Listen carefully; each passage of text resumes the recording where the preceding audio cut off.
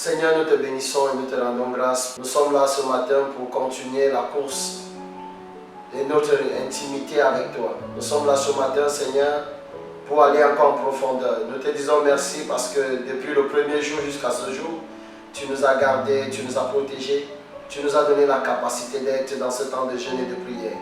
Seigneur, aide-nous à prendre contrôle de cette année qui arrive. Aide-nous à entrer dans cette nouvelle année remplie de sagesse et remplie de ta présence.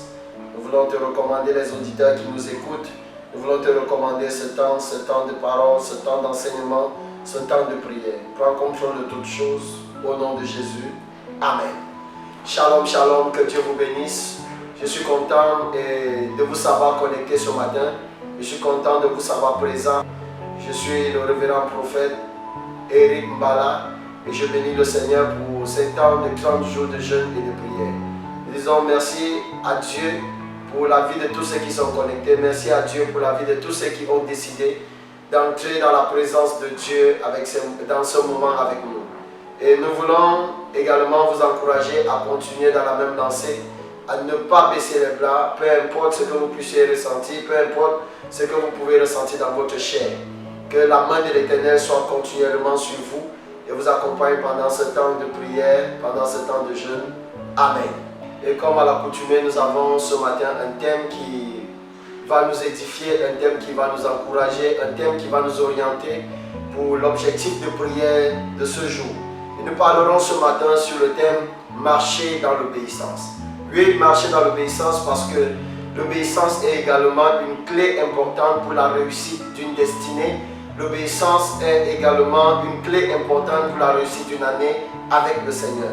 Donc nous parlons ce matin sur le thème « Marcher dans l'obéissance ». Et la première chose que je voulais dire, bien aimé dans le Seigneur, c'est qu'il y a 3 verbes, il y a 3 mots qui sont très importants dans le christianisme que chaque enfant de Dieu devrait avoir comme qualité, comme chaque enfant de Dieu devrait avoir comme principe. Le premier mot c'est croire, le deuxième mot c'est obéir, le troisième mot c'est servir.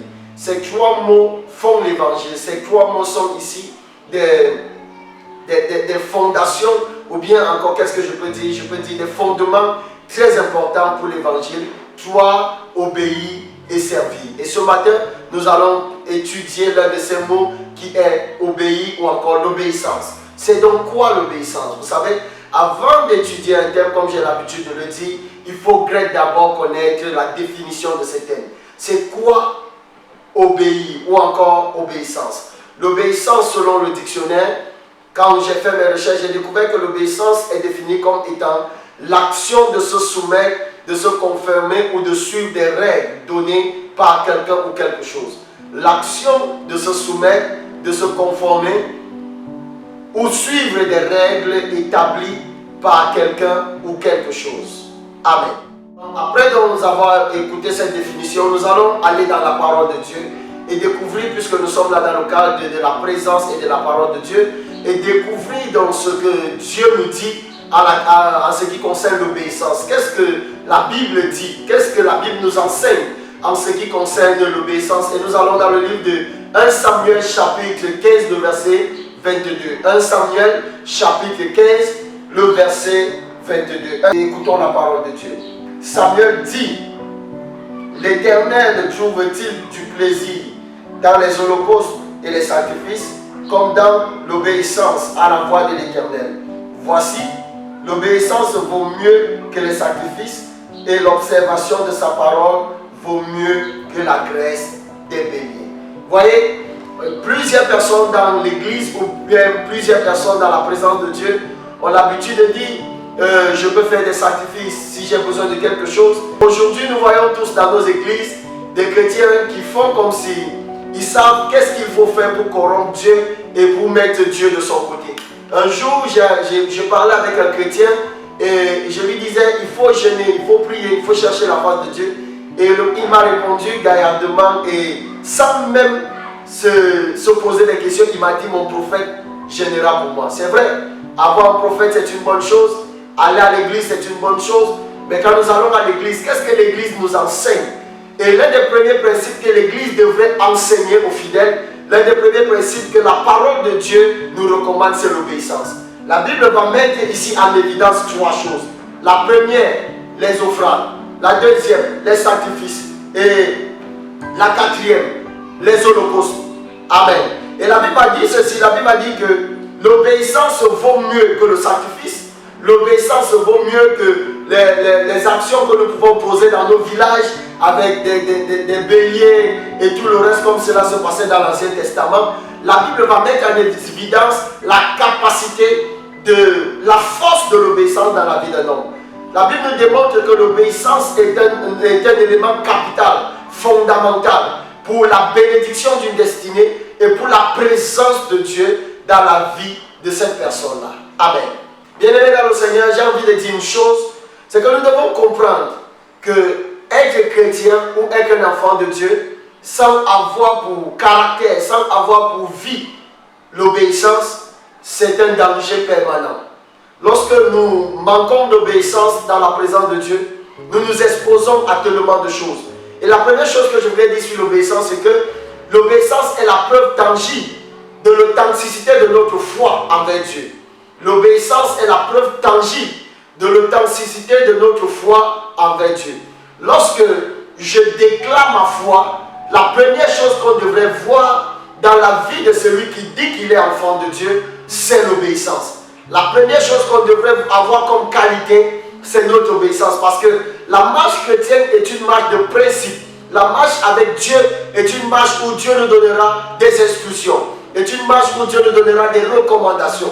Mais si nous n'avons pas pour qualité l'obéissance, nous pouvons recevoir tellement d'instructions, tellement de recommandations de Dieu, mais il nous sera difficile de voir ou d'accomplir ce que Dieu attend de nous. Parce qu'obéir, c'est chercher la volonté de Dieu également. Lorsque nous obéissons, c'est une manière pour nous de dire à Dieu, Seigneur, nous sommes prêts pour aller n'importe où avec toi. Nous sommes prêts pour obéir à ta parole. Nous sommes prêts pour marcher selon ta parole. Donc l'obéissance, c'est la preuve capitale. C'est une preuve importante qui démontre notre appartenance à Dieu, qui démontre notre appartenance à la parole de Dieu, qui démontre notre engagement à cette parole-là. Si nous sommes chrétiens et que nous n'obéissons pas, il est possible que notre chrétienté soit mise en doute. Il est possible que notre vie chrétienne soit mise en doute. Alléluia. Il est donc possible que notre vie chrétienne ou notre chrétienté soit mise en doute à cause de notre manière d'être rebelle dans la présence de Dieu. Nous ne pouvons rien attendre d'un homme ou bien de Dieu si nous manifestons la rébellion envers cet homme. Et je voudrais dire encore une chose ce matin, croire c'est obéir. La meilleure manière de démontrer notre foi, c'est par notre obéissance.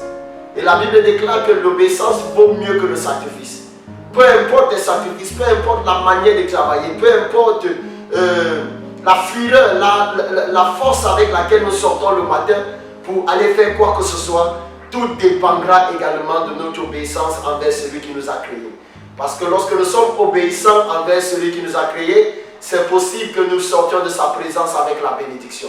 C'est pourquoi la Bible dit par exemple, enfants, obéissez à vos parents selon le Seigneur.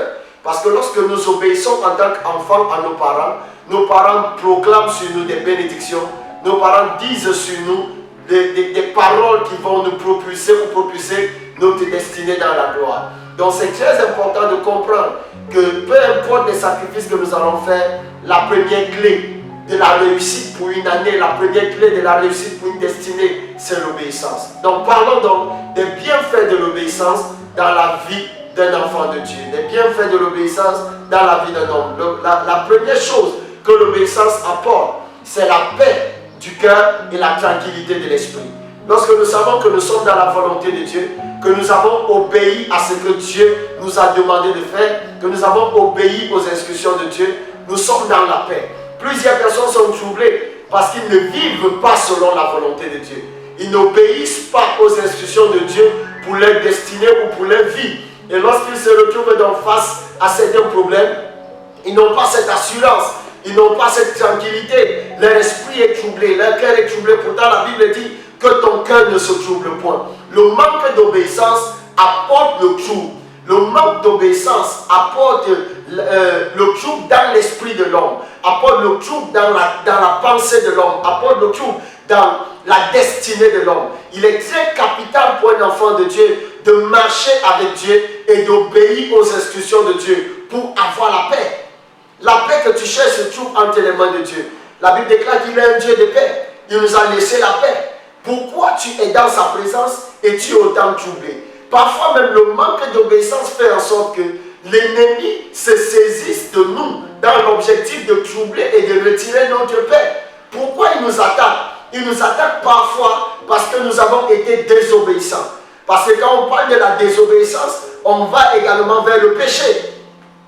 Toute désobéissance tire automatiquement vers le péché. Parce que le péché, c'est la désobéissance à la voix et à la volonté de Dieu. Le péché n'est pas toujours ce qu'on dit, l'impudicité ou quoi que ce soit. Le péché, c'est le fait que Dieu nous a donné une instruction pour notre destinée et nous sommes passés à côté de cette instruction. Parce que péché, selon le mot grec, c'est rater la cible. Ça veut dire quoi? Quitter la volonté, quitter le chemin qui avait été tracé pour aller dans un chemin concret. C'est ça le péché. La désobéissance est un péché. Et quiconque désobéit, c'est normal qu'il n'ait pas la paix. Parce que devant, il fera face à des conséquences. Parce que devant, il fera face à certaines choses qui vont faire en sorte qu'il va perdre le sommeil. La plupart des gens qui n'ont pas un sommeil paisible, qui n'ont pas la joie, qui manquent de stabilité, qui manquent de paix dans leur esprit, sont sous le coup de la désobéissance. Parfois, c'est une désobéissance à Dieu qui a créé ce manque de paix, qui a créé ce manque de stabilité, qui a créé ce trouble dans leur esprit. Donc la première chose que l'obéissance apporte, c'est la paix et la tranquillité de l'esprit. Amen. La deuxième chose que l'obéissance fait, bien aimé, c'est que l'obéissance apporte dans la vie d'un homme la sécurité de son avenir et celle de sa famille. Un homme qui obéit à Dieu, un homme qui obéit à la parole de Dieu, c'est pas la Bible dit dans le livre de Josué, il dit que ce livre de la loi ne s'éloigne point de ta bouche, médite-le jour et nuit afin que tu agisses fidèlement. Ça veut dire que médite-le afin d'obéir à ce que cette parole, afin d'obéir à ce que ce livre te demande de faire. C'est alors que tu auras du succès, c'est alors que tu auras du succès dans tes entreprises. Donc l'obéissance apporte la sécurité de l'avenir. Quand nous obéissons à ce que Dieu nous demande, nous sécurisons notre avenir entre les mains de Dieu. Parce qu'il sera difficile à Dieu de quitter notre vie. Il sera difficile à Dieu de nous laisser tomber. Et quand Dieu est avec nous, notre avenir est garanti. Quand Dieu est avec nous, notre famille est bénie. Quand Dieu est avec nous, nos activités sont bénies. Donc l'obéissance apporte dans la vie d'un homme la sécurité de son avenir. Il est important pour toi de dire à Dieu, Seigneur, donne-moi un cœur obéissant cette année. J'ai longtemps été désobéissant. J'ai marché selon mes désirs. J'ai marché selon ma volonté. Mais il est temps pour moi d'obéir à Dieu pour sécuriser mon avenir. Ton avenir cette année dépendra également de ton obéissance. La sécurité de ta destinée, la sécurité de tes activités, la sécurité de tes projets, la sécurité de ta famille dépendra de comment est-ce que tu vas appliquer ton cœur à l'obéissance à Dieu et à sa parole. Amen. Bien-aimé dans le Seigneur, le troisième point, l'obéissance te donne de vivre de manière continuelle le miraculeux. Un homme qui obéit à Dieu, qui obéit à la volonté de Dieu pour sa vie, qui obéit à la parole de Dieu, c'est possible, c'est normal de vivre le miracle. Le miracle est parfois le résultat d'une vie d'obéissance. Le miracle, c'est le résultat de ton cœur qui décide d'obéir à Dieu. Plusieurs disent, Seigneur, c'est comme si nous sommes dans ta présence et tu nous as oubliés. Mais tu es dans la présence de Dieu de quelle manière? Tu pries avec quel cœur? Un cœur obéissant ou un cœur désobéissant? Plusieurs vont à l'église, sont de bons chrétiens à l'église, mais hors de l'église, ils appliquent leur vie à la désobéissance à Dieu. Ils appliquent leur vie aux choses qui ne glorifient pas le Seigneur. Et demain, après qu'ils aient prié et qu'ils ne voient pas en Dieu l'exaucement de leur prière, ils disent à Dieu, Seigneur, nous avons prié, nous n'avons pas été exaucés. Mais après avoir prié, quelle est la vie que je mène?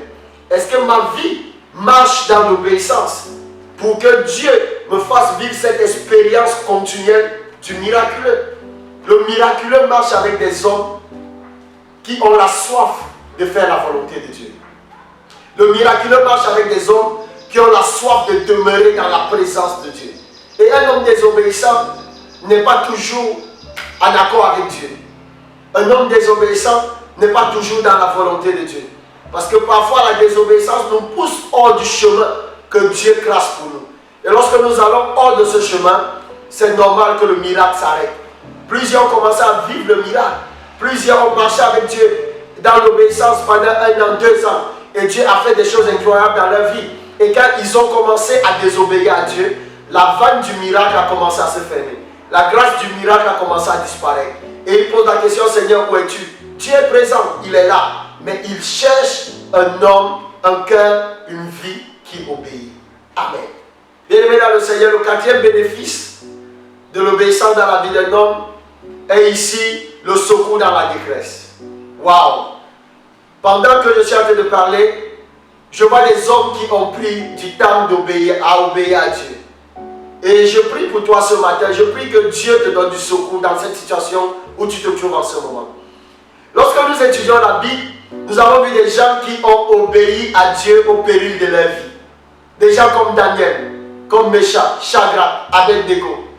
Des gens qui ont décidé de faire la volonté de Dieu quand tout le monde allait dans le sens contraire.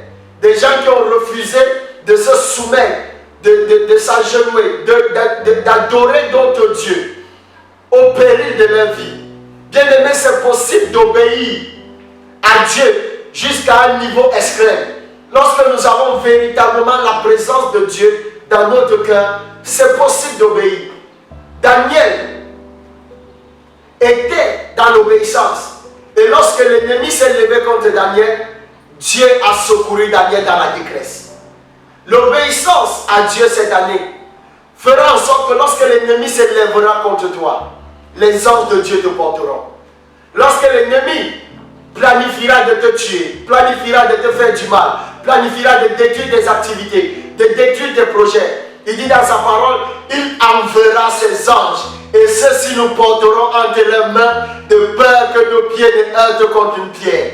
Quand tu es obéissant, Dieu envoie ses anges. Quand tu es obéissant, Dieu envoie ses anges t'enlever du malheur, t'enlever de la détresse, t'enlever des problèmes, t'enlever de cette malédiction, t'enlever de ce chômage, t'enlever de cette situation où tu n'arrives plus à lever la tête. Les anges te porteront. Les anges seront avec toi. Plus tu obéiras, plus les anges seront en action. Plus tu obéiras, plus la main de l'Éternel va t'accompagner. La Bible déclare que lorsque Israël sortait de l'Égypte, la nuée de l'Éternel était avec eux. Parce qu'à la tête d'Israël, il y avait un homme prêt à obéir à Dieu. Il y avait un homme prêt à faire la volonté de Dieu. La nuée n'était pas toujours là à cause du peuple. Nous voyons tout ce que le peuple d'Israël est devenu au désert. Comment est-ce qu'ils se sont comportés? Mais la nuée de l'Éternel était avec eux parce qu'il y avait un Moïse. Est-ce que tu sais que si tu décides d'obéir à Dieu, tu peux être le Moïse de ta famille, tu peux être le Moïse de ta génération, tu peux être le Joseph, le directeur financier de cette nation dans laquelle tu te trouves, l'homme qui dirige les finances, l'homme qui contrôle la prospérité. Pourquoi? Parce que l'obéissance a la capacité d'apporter le miraculeux, l'obéissance a la capacité d'apporter la solution au problème, l'obéissance a la capacité d'introduire un homme dans une vie continuelle de grâce et de faveur. Que Dieu vous bénisse. Nous sommes donc, bien-aimés, ici à la fin de ce temps d'exhortation. Nous avons parlé ce matin, en ce 4e jour, marcher dans l'obéissance. Je t'encourage, toi qui n'arrivais pas encore à prier avec moi, à prier avec moi ce matin pour dire à Dieu, Seigneur, pardonne-nous pour notre désobéissance. À prier avec moi ce matin pour dire à Dieu, Seigneur, applique mon cœur, donne-moi un cœur obéissant. À dire à Dieu, Seigneur, je veux avoir l'obéissance comme qualité dans ma marche avec toi. Bien-aimés dans le Seigneur, prions ensemble ce matin. Élevons le voix et bénissons le Seigneur déjà pour cette journée merveilleuse qu'il nous donne de voir, pour sa parole qu'il nous a envoyée ce matin. Il déclare qu'il envoie sa parole et sa parole est guérie. Nous croyons que la parole qui est sortie ce matin a guéri quelqu'un, a guéri un cœur, a guéri une vie. Seigneur, nous te bénissons. Nous voulons te dire merci pour la profondeur de ta parole. Nous voulons te dire merci pour la vérité cachée derrière la parole que tu nous as donnée ce matin. Nous te bénissons, Seigneur, pour la vie que tu nous as accordée. Nous te disons merci, Seigneur, parce que ce matin, tu nous donnes d'être vivants. Tu nous as encore fait grâce de la vie. Ce don merveilleux, ce don exceptionnel. Seigneur, nous te bénissons pour la parole. Nous te bénissons, Seigneur, pour l'impact de la parole dans nos cœurs. Seigneur, nous te bénissons parce que ta parole apporte le changement dans nos cœurs maintenant.